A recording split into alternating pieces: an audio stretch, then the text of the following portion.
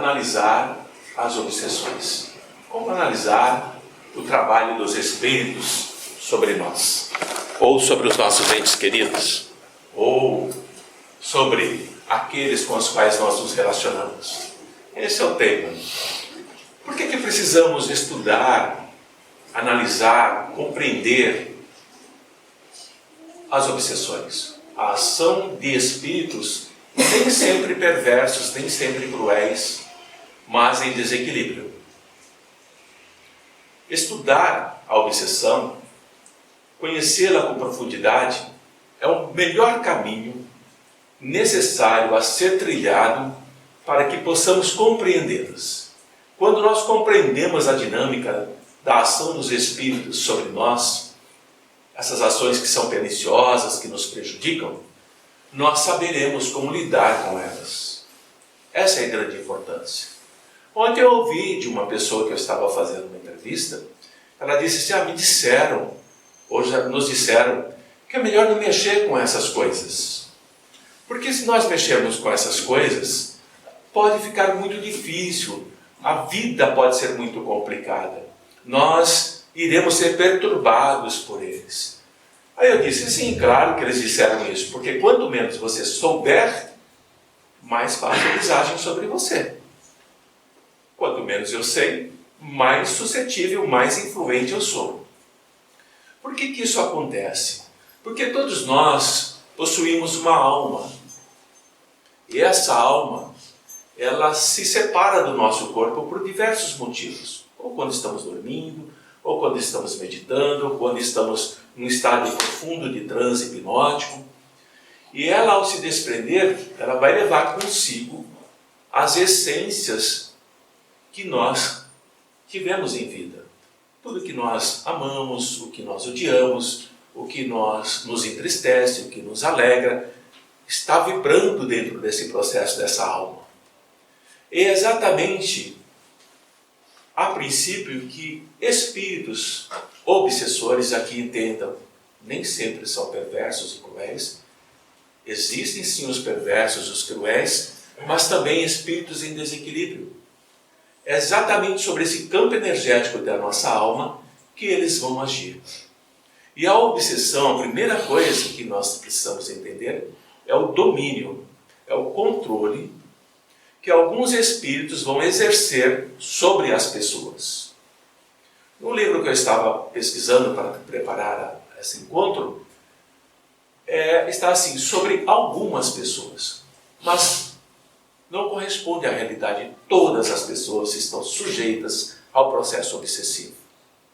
Então a obsessão, ela é praticada, agora sim, unicamente por espíritos inferiores ou desequilibrados, com alguns propósitos, alguns objetivos: dominar, controlar, usar o encarnado ou o desencarnado para alcançar os seus propósitos.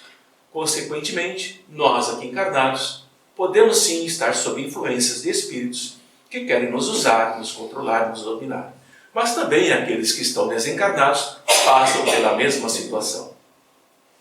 E quando eles conseguem fazer esse domínio, eles vão nos conduzir como se fôssemos crianças de 1 ano, 2 anos. Eles dirão o que fazer, para onde devemos ir, como nos comportar. São aqueles que exercem total domínio sobre nós. E ficamos aqui nos perguntando, mas por que Deus permite isso? Por que os amigos espirituais que são tão bondosos, tão generosos, como Lous, por exemplo, permitem isso? Por que não nos protegem? Por que não nos avisam? Por que é que não trabalham ao nosso redor para que possamos estar imunes à ação desses espíritos? Esse é um pensamento equivocado que nós temos. Porque os amigos nos protegem.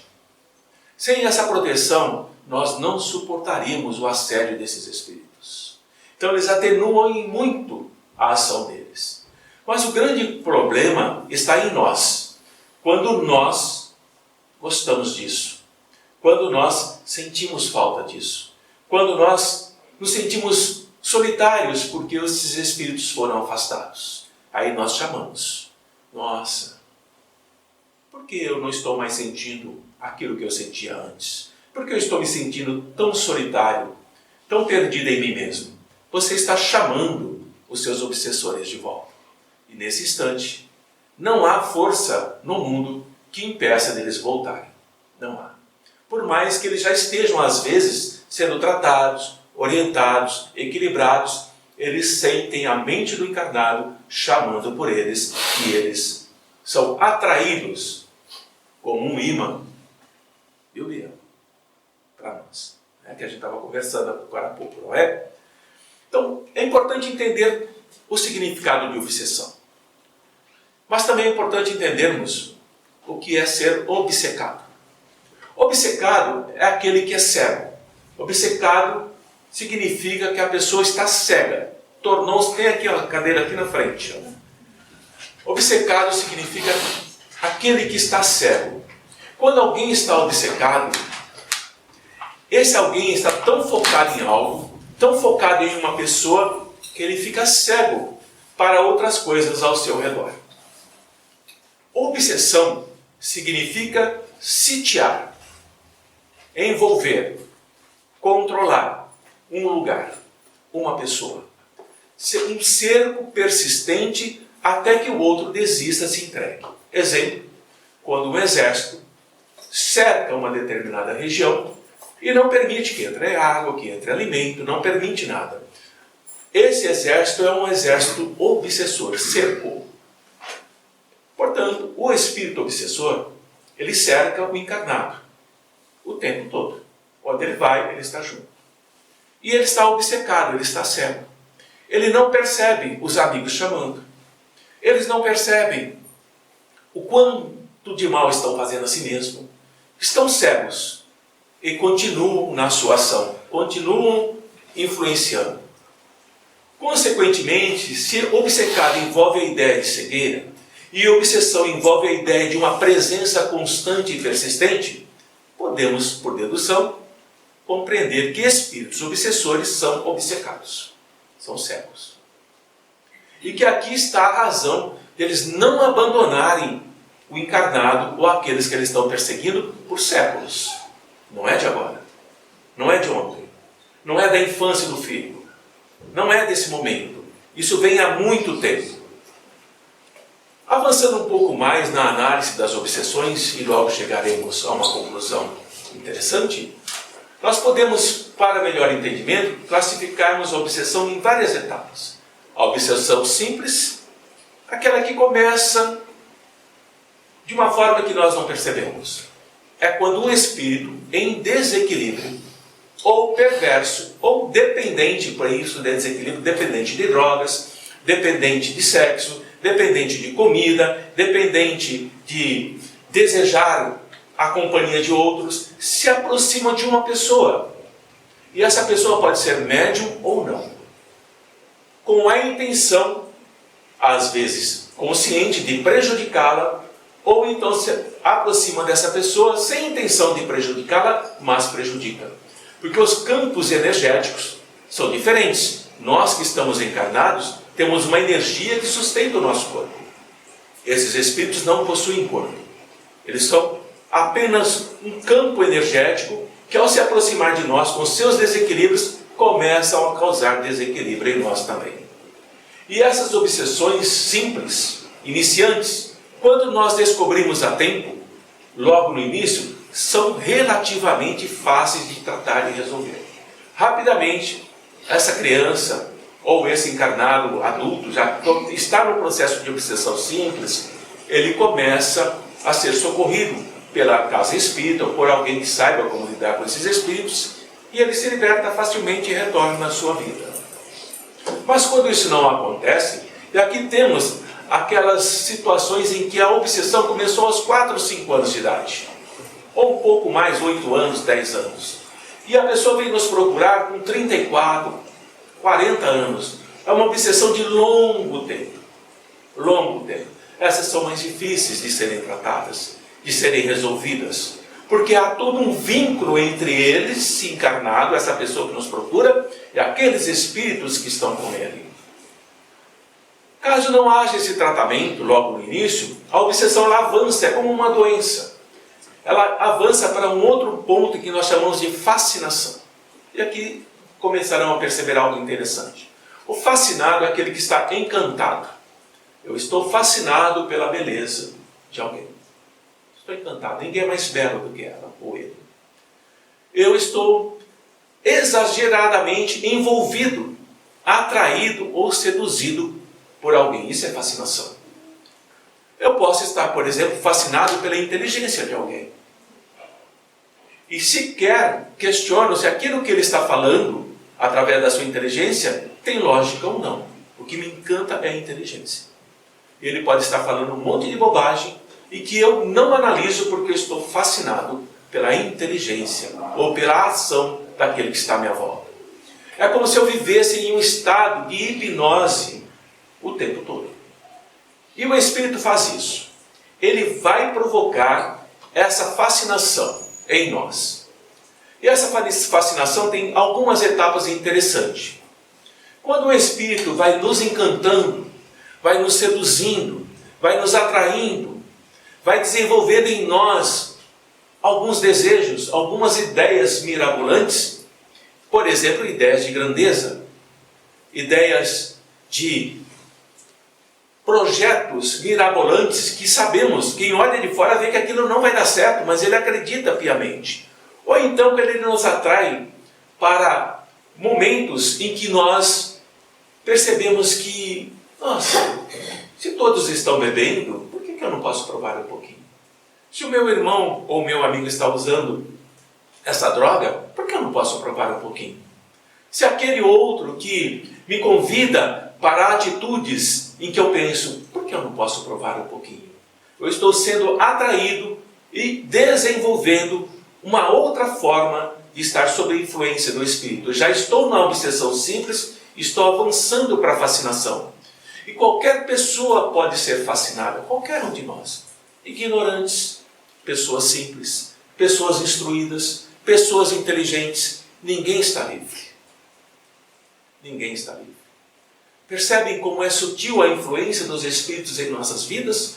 Como gradativamente isso vai crescendo, chegando a um ponto em que nós nos desesperamos e procuramos ajuda? Mas a fascinação não é o pior das etapas. Existe a outra etapa que nós chamamos de subjugação. A subjugação é que vai fechar a cúpula do processo obsessivo. Porque ela vai paralisar a vontade daquele que sofre. E vai fazê-lo tomar atitudes que ele não quer tomar. Ele não quer tomar. Saindo da fascinação para a subjugação, vejam como é gradativo. O fascinado desenvolve planos mirabolantes. Ele quer construir algo. Ele quer desenvolver algo que não há o menor sentido. Prejudica a família economicamente. Vende a casa para investir em um projeto que desabriga a família toda. Ele está fascinado.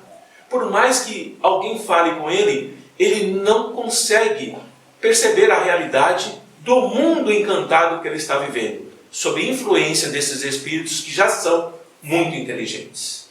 Muito inteligentes. Jamais esses espíritos que atuam já no processo de fascinação vão ser violentos, vão ser agressivos, vão jogar a pessoa ao chão ou tacá-la contra a parede. Não. Não. A mudança é sutil, é gradativa, é delicada. E quando nós nos damos conta, essa pessoa que está conosco, esse amigo, esse irmão, esse familiar, está completamente fascinado por aquilo que não faz o menor sentido. E, como eu disse, não é a pior etapa. Entra o campo da subjugação. É quando o nosso irmão, sob a ação desses espíritos, começa a não ter mais vontade própria. Uma criança que era alegre, um jovem que era estudioso, um jovem que era orgulho dos pais pelo seu comportamento, começa a ficar introspectivo, começa a ficar isolado no quarto, começa a se afastar dos amigos, começa a não ter mais vontade de sair da cama, não quer mais se alimentar, começa a ter hábitos estranhos, adquirir novas amizades que são extremamente prejudiciais a eles. Os pais estão vendo. Querem que o filho saia do quarto e o filho se recusa. Querem que o filho vá falar com os amigos e o filho se recusa. Querem que o marido vá trabalhar e o marido não tem forças para isso. Querem que a esposa cuide do lar e o lar está um caos. A casa toda suja, cheia de quinquilharias. Podemos pensar que aquele que mudou tão drasticamente de comportamento está já sob o processo de subjugação de espíritos. A pessoa, quando ela está subjugada por um espírito, ela está presa à vontade do espírito. Ela não consegue fazer nada por vontade própria. Por mais que você diga o que ela tenha que fazer. Por mais que você se esforce, ela não consegue se dar conta da realidade do mundo em que ela vive. Ela está sob o controle hipnótico mental do espírito, dos espíritos que querem prejudicá-la. E esse processo de subjugação avança, não para aí. É como uma doença que vai progredindo em nós. Eu diria, trazendo a devida proporção, é como um câncer extremamente agressivo. E vai se apoderando como um todo daquele que aceitou lá no passado aquela obsessão simples. Então a obsessão simples, quando socorrida a tempo, ela é fácil de ser tratada. É fácil afastar o espírito. A fascinação já é o estágio mais avançado da influência do espírito. Ela surge após anos de obsessão simples. E a atitude do encarnado, aí começa a observar o próprio comportamento, o comportamento do familiar, o comportamento dos amigos, daqueles que estão no trabalho conosco. É um estágio mais avançado da influência doentia dos espíritos e vai surgir após anos. Atitudes do encarnado. Se for médium, como nós temos vários médiuns aqui, ele vai ouvir somente o espírito que ele está fascinado. Ele vai escrever mensagens somente do espírito que ele está fascinado. Ele vai não permitir que outros espíritos se comuniquem através dele, somente aquele espírito. Tivemos um exemplo disso em uma outra casa, onde durante anos, o médium só recebia a mensagem de um espírito chamado Irmão Paulo. Lá em União. Anos e anos. E a mensagem, não havia nada de estranho ao princípio. Mas no momento em que nós fomos analisando, o médium se aborreceu e se afastou da casa. Anos depois, esse médium estava totalmente sob o controle de espíritos, subjugado, não saía mais de casa, completamente perturbado e completamente com a sua consciência tomada pela ação desses espíritos. Portanto, se for médium, ele terá manias de grandeza, ele vai ter também planos mirabolantes, escrever grandes livros e vai causar um grande processo de dificuldade para si ou para sua família, até inclusive perda de patrimônio. Nós temos também um outro irmão fascinado que vendeu tudo o que tinha para publicar livros de um único espírito. Fatos reais. Consequência disso tudo, a família ficou na miséria, abandonada por ele. Ele saiu de casa. E assim nós vamos compreendendo com esses exemplos como vai se agravando o processo. E caindo já na última etapa, que é a subjugação, o controle do espírito realmente sobre o encarnado, ela pode ser moral ou corporal. A subjugação moral é quando o encarnado ele é obrigado a tomar algumas atitudes que são absurdas, e ele sabe que é. Que são comprometedoras, e ele sabe que é. Que ele julga que não são sensatas, e ele sabe que não são sensatas, que não são as melhores. Exemplo, quando as pessoas que estão sob subjugação começam a sair nuas pela rua, gritando desequilibradas. Ou quando alguém pede uma outra pessoa em namoro, sabendo que aquela outra pessoa já é comprometida. Por si, ele não pediria. Ou quando alguém passa a preparar uma aula como esta e sob subjugação faz outra coisa. E a subjugação corporal é quando o espírito vai agir sobre o corpo físico do encarnado e vai provocar movimentos involuntários. Movimentos esses que podem, por exemplo, nos dias de hoje, se transformar no TOC, o transtorno obsessivo compulsivo, a mania de limpeza, a mania de orar muitas vezes antes de sair, de conferir e reconferir inúmeras coisas. É uma subjugação espiritual. Se o subjugado for médium, ele tem uma necessidade irresistível de escrever o tempo todo. Esse médium precisa de um grande tratamento. Ele vai escrever nas paredes, ele vai escrever nas carteiras, ele vai escrever em inúmeros cadernos, como já conhecemos alguns que ficaram assim, né? E nos momentos menos oportunos. Quando olharmos para os nossos familiares, os nossos entes queridos, mesmo aqueles que estão aqui, que trabalham conosco, e nós percebemos que o comportamento está se modificando, esse irmão, esse ente querido começa a tomar posições estranhas, atitudes estranhas, doentias que não era do perfil dele, temos que atentar se não há influência de espírito sobre ele. Porque quando há influência de espírito sobre eles, e chega ao ponto da subjugação, eles não conseguem sair mais. É como se ele mergulhasse num poço profundo de sombras na mente.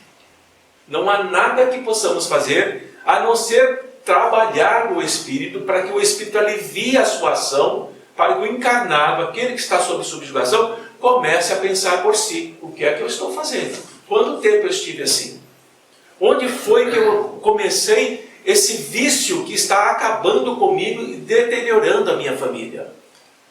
É quando ele começa a ter uma noção da realidade que o envolve, ele saindo de um nevoeiro que ele não percebeu que estava. A obsessão, meus amigos, já caminhando para o final, é uma fronteira perigosa para a loucura irreversível. Temos recentemente uma jovem internada numa clínica psiquiátrica, completamente subjugada. E para entendermos que a obsessão ela é sutil, ela é transparente, a gente não percebe no início. No princípio ela é muito delicada, mas ela vai se agravando em razão da tendência daquele que a agasalha, daquele que a aceita, daquele que não compreende o que é que está abraçando. E lembrem-se, não há idade para isso. Pode ser desde a infância até a mais senectude. Quando a obsessão se instala, ela vai criar várias enfermidades. Essas enfermidades, inicialmente, podem ser imaginárias. Lembra alguma coisa? Lembra alguma coisa? Aqueles que adoram tomar remédio porque estão doentes o tempo todo? Lembra alguma coisa quando aquele diz que não consegue sair de casa porque uma voz está dizendo para ele não sair de casa? Ou aquele outro que diz que não deve sair do carro enquanto não tocar no crucifixo 20 vezes? São processos que vão se agravando, que aquele que está sob jugo do Espírito está recebendo por via telepática. É o pensamento do Espírito que sobrepõe o pensamento do outro para fazer o que ele está comandando. Isso vai se modificando ao longo do tempo e vão se tornando doenças orgânicas em nós. Aquilo que nós chamamos de doenças psicossomáticas, tem origem na mente e começam a se manifestar no corpo. E nós não suspeitamos a princípio dessa ação espiritual. E, independente da vontade do perseguido, o perseguidor vai se hospedar sim naquele que está abrigando as suas energias. Ele vai acompanhá-lo o tempo todo e vai colocá-lo cada vez mais em situações lamentáveis. E esse processo não termina rapidamente. Por isso nós temos internações, pais desesperados, mães angustiadas, irmãos em grande angústia, ao perceber que aquele ente querido que vivia, relacionava com todos e tudo, está completamente modificado. Quando houver essas mudanças de comportamento, é preciso perceber ou trazer em mente: será que não há nesse meu irmão, nesse meu ente querido, uma ação de espíritos que o estão desequilibrando e o prejudicando? Porque nesse sentido, ao longo do tempo, o final de todo esse processo obsessivo é um cansaço, um desânimo, uma total ausência de força, de desejo de viver. E não é porque a pessoa ela quer suicidar-se, ela não quer. Mas ela está tão esgotada, ela está tão solitária, ela está tão perturbada, que é como se ela estivesse no fundo de um precipício, profundamente escuro, e ela começasse a subir para chegar à superfície. Mas quando ela está próxima, ela cai novamente. E ela tenta de novo, e ela cai novamente. E ela tenta de novo, e ela cai novamente. E a cada vez que ela cai, ela sobe menos, porque as forças estão sendo esgotadas. E chegará um momento que ela se deixará cair e não terá mais forças para sair do fundo desse precipício. Traduzindo para nós, quando a mente se esfacela, quando a mente está totalmente frágil, ela está totalmente sob controle desses irmãos, que aí sim a levam para o passo final. E nesse passo final, no momento que executa a ação de tirar a própria vida, os amigos dizem o assassino de si mesmo. Nesse momento em que a pessoa está no ato em si, enquanto está acontecendo, esse ser que foi envolvido durante anos e anos por esses espíritos se arrepende ao meio do caminho, mas não há mais volta. Completa-se o cerco desses irmãos que atuaram desde a infância até o momento do suicídio em si. Cuidado conosco. A mente, para nos defendermos desses irmãos e ensinar aos nossos próximos, é uma mente equilibrada. Uma mente equilibrada representa uma estabilidade emocional. Uma mente equilibrada é aquela mente que busca informações, eu não diria essa palavra, mas conteúdos que enriquecem, que elevam, que modificam, que transformam. Nós somos dotados de uma inteligência que o Pai nos deu. Por isso Jesus e os amigos nos dizem que as leis do Pai maior estão na nossa consciência. Não está em lugar nenhum. Cada um de nós, com a nossa consciência, sabemos já o que é correto ou não para nós. Mas, se nós não usarmos essa inteligência para modificarmos a nós mesmos, nada muda. Mas eu ouso dizer, encerrando, que quando uma mudança afeta a nossa inteligência, nós nunca mais seremos os mesmos. Nunca mais. Nós não retornaremos para aquilo que nós éramos. E é esse o propósito de entendermos como os obsessores agem. Eles afetam o nosso cerne de inteligência, impedem que nós pensemos, impedem que o nosso raciocínio seja claro, para que nós sejamos aqueles que eles controlam como marionetes. Assim sendo, uma breve abordagem, eu ia mostrar os slides, mas eu estava numa outra casa fazendo preleção e não daria tempo de ligar o computador. Compreendam, usem a inteligência para analisar o que está ao nosso lado. Não temam os espíritos, não temam como eles agem. Aprendam a analisá-los, aprendam a entender o comportamento deles. Mas, acima de tudo, não os tenham como demônios que não têm nenhuma solução. São irmãos, são como nós, que sofrem, que se desesperam, que também estão às vezes obsediados por outros mais inteligentes do que eles.